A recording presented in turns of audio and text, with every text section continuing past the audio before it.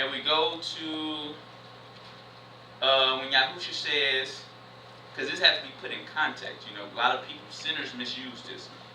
70 times 7. You know what I'm saying? We about to understand that that does not include willfully sinning. I can't go to your house and steal your TV, and then the next day you buy another one. I go back to your house and steal another TV, and then the next day, 70 times 7, brother. 70 times 7, brother. Your wall is full of some of your TVs. His wall is full of your TVs. They made a wall of TVs. You know, man, I cook all the TVs together and I just watch the game, man. They look human size, man, life size, you know what I'm saying? Because 70 times 7, that does not mean continuously reproach or do sin to your brother or your sister of the same sin. And we're about to understand this in this context, put it in context when we read the rest of this to 35. But the same servant went out. This is the servant that, metaphorically speaking, that the Most High showed compassion on. But the same servant went out and found one of his fellow servants, which owed him 100 pieces. And we got to remember, a lot of times people will come down on you harder when somebody forgave them more. And this servant was forgiven 10,000 pieces. And this is what this servant is about to do to somebody who just owes him 100 pieces. And he laid hands on him and took him by the throat, saying, "Pay me that thou owest."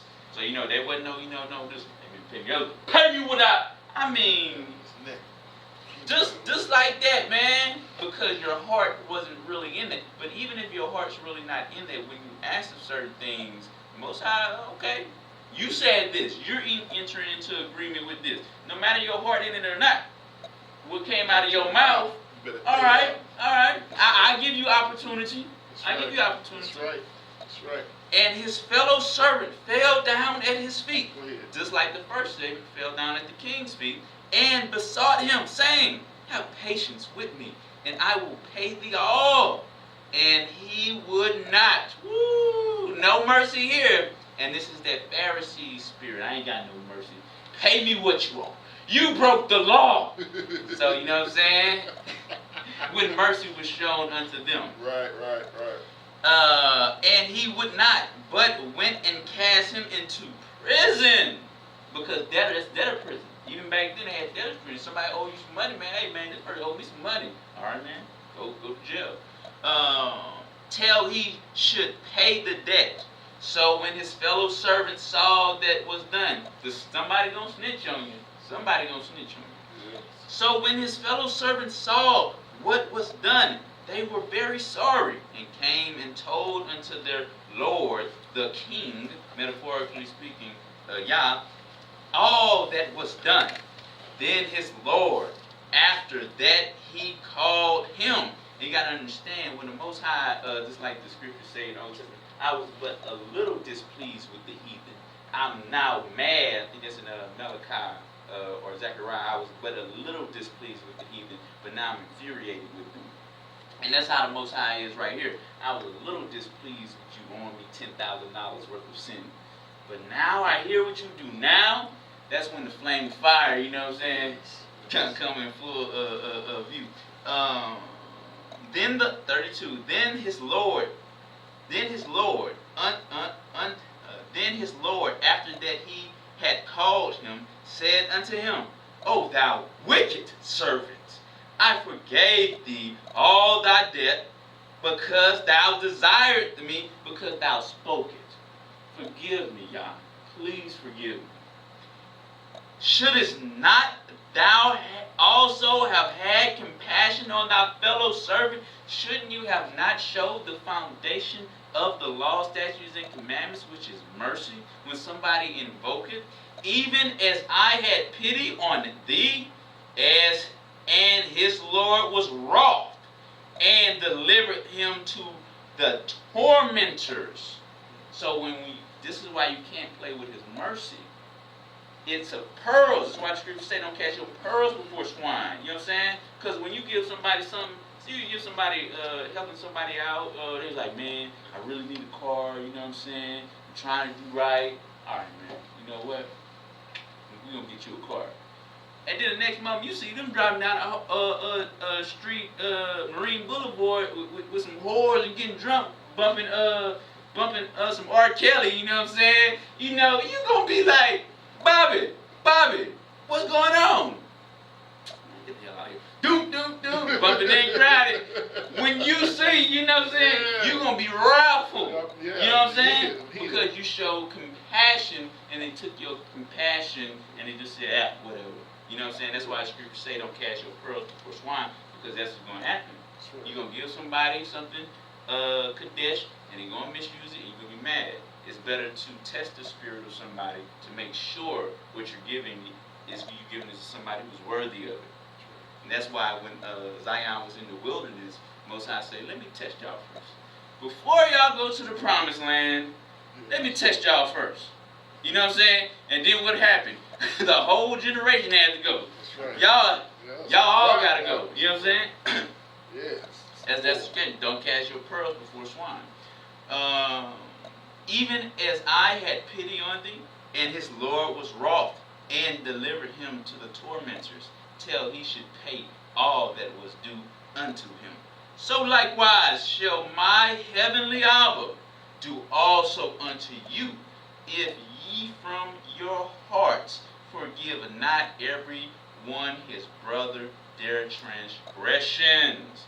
But again, put that in context. Your brother can't come to your house and steal your TV every day and invoke 70 times 7. Because you're doing what the wicked servant is doing here. You're playing with mercy. Your heart's not in it. You know what I'm saying? All right. 9. Romans chapter 6, 1 to 6. Romans chapter 6, 1 to 6.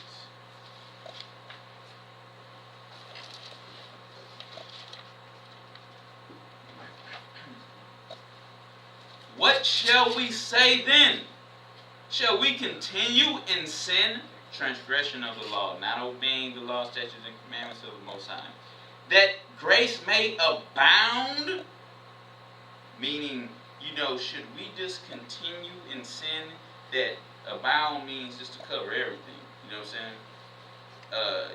You're basically saying, Paul's saying this verse right here is saying, should we just continue in sin and not show respect unto the Most High law, statutes, and commandments, and keep invoking the blood of Yahusha? We're not doing right, but we keep asking for it. Just abound, more grace, more grace. I'm about to go to the strip club tonight. Abound grace, cover me. That's not what mercy is for. Mercy is for you to repent and change from your wicked ways. Right. And a lot of people, this is where we're at right now in this age right now. They just want grace to abound, cover everything, and your heart is not in repenting and seeking Him. And that's why Yahusha in chapter 24 said, you can't serve God. You wicked. And that is a wicked thing. If somebody keep on you something or something, you fix somebody like Brother Ron or whatever, anybody, you fix something for somebody, and they be like, hey man, I'm gonna pay you back next week. And next week come, oh man, give me 3 more weeks. Man, give me 5 more weeks. Give me grace. Let it abound. Matter of fact, affinity weeks. You're gonna be like, what? This is ridiculous. You know what I'm saying? And that is not what grace is for. You know what I'm saying? To be misused. And they repossess. And then they would no, reset. 1 more week. I promise you, 1 more week. It never ends. And as you can't do that with the Most High. Keep invoking His mercy, and it's not coming. When you're willfully sinning, the grace isn't coming. You about to get judgment. That's why the Most High say, I'm gonna do you hurt. You keep playing with it. Right. Verse 2. Yah forbid. The next verse is that. Paul said, no, we can't live like rebellious children that all our mistakes is going to continuously be covered. We have to mature. That's why the scriptures say, when I was a child, I thought as a child. That's childish to say, oh, more grace, and you're continuous in sin. But when I became a man, I thought as a man. I behaved as a man. You know what? It's not right for me to do this to you. You know that TV you repaired for me 3 weeks ago? I need to pay you that. That's not right for me to keep asking you for mercy. That thing you did for me, I need to hit you back with that. You know, that's maturity. You know what I'm saying? Because the next time they ask you to fix another TV, what you gonna say?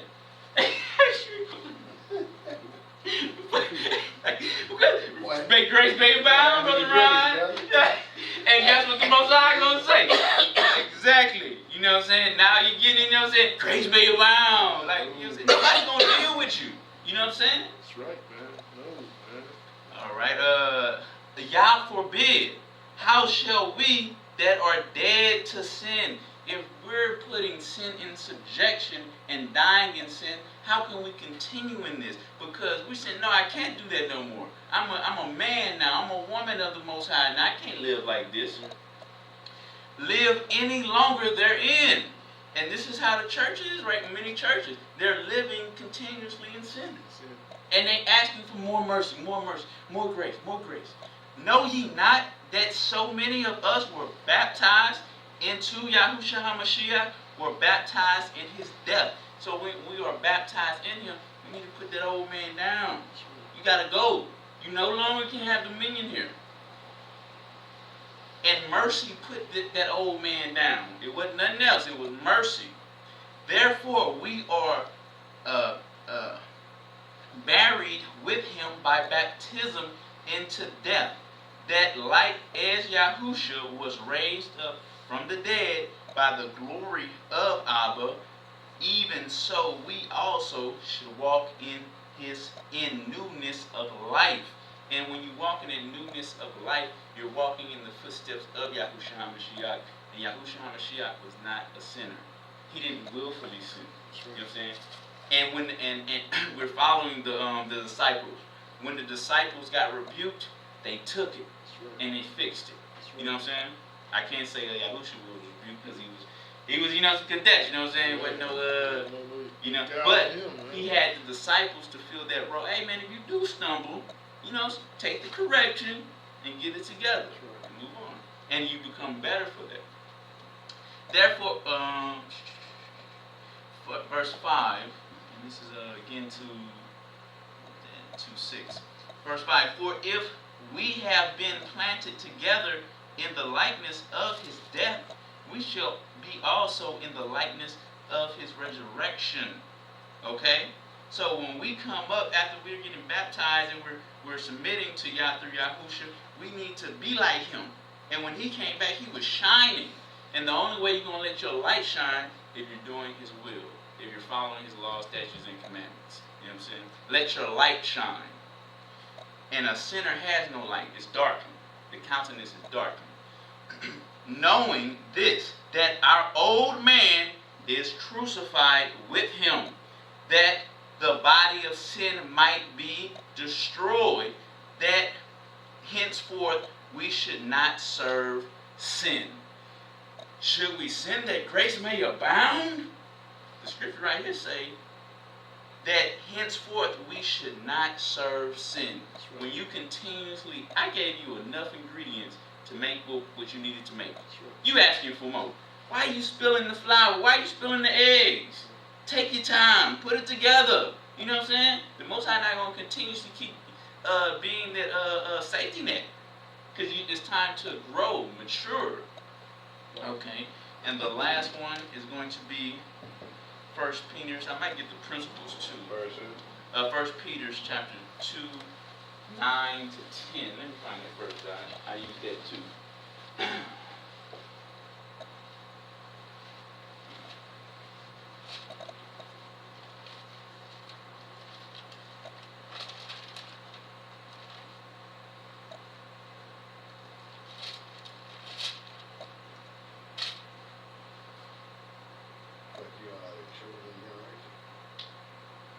Yeah, that's what it says.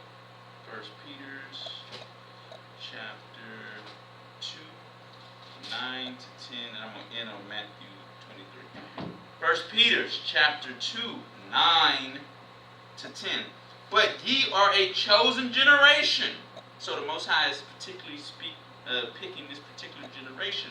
A royal priesthood, a Kadesh nation. This is particular in this particular aspect is talking about Zion. A particular people, that ye should show forth the praises of him who hath called you out of darkness into his marvelous light. And we got to really emphasize on certain words. It didn't say he called you out into his light. He said he's called you into his marvelous light. You know what I'm saying? Just like during Christmas time, you can see somebody putting up lights. They went to Walmart, spent like $20 on lights. And then you go to another neighborhood, you see somebody spend $10,000. Like, wow. That's the marvelous light of Yah. You know what I'm saying? With that's just an example, you know what I'm saying? Which in time past were not a people, but are now the people of Yah, which had not obtained mercy, but now have obtained mercy. You know what I'm saying? So, and that's because the Most High wants to give you mercy. And these are the things that the law is built on. Mercy, forgiveness, love, and all these things. These good things that we want. And just like the man in Matthew with palsy, you know, when Yahusha came up to him, he was so thankful for mercy. Whew, thank you for your mercy. Because I was doing bad. I mean, you like that, you know, I don't know how long it was, just a year. Like, just, oh, please, I don't want this to end. I want this to land. Then when it do come, oh, thank you. You know what I'm saying? And that's why we can't play with that or anything of that nature.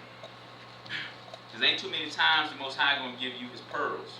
And you just behaving like some pig. You know what I'm saying? You just eating it up, you know, with no care. Because a pig, it's a pig. You know what I'm saying? Matthew, last one is Matthew 23. Matthew chapter 23.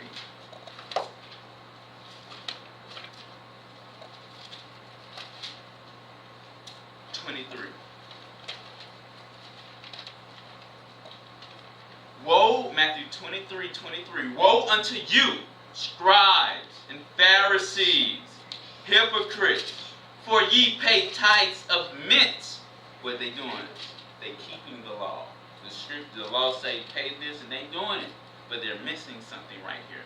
And anise and cumin, and have omitted. They say, oh, this mercy and grace. No. Let's get a black marker and scratch that over. You know what I'm saying? We ain't trying to. We're not in the mercy business. Okay. The weightier matters. What did it say here? The weightier matters. Okay. Yahusha came to address the weightier matters here. Yeah, I know you ain't keeping the Shabbat. I know you out here hornmonger and all that stuff. But let me reintroduce you to the weightier matters of the law. Mercy.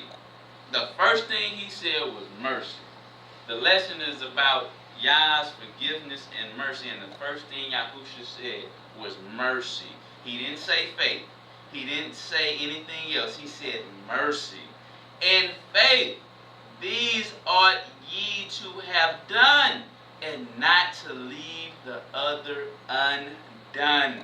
You know what I'm saying? If the Pharisees had mercy, they would money.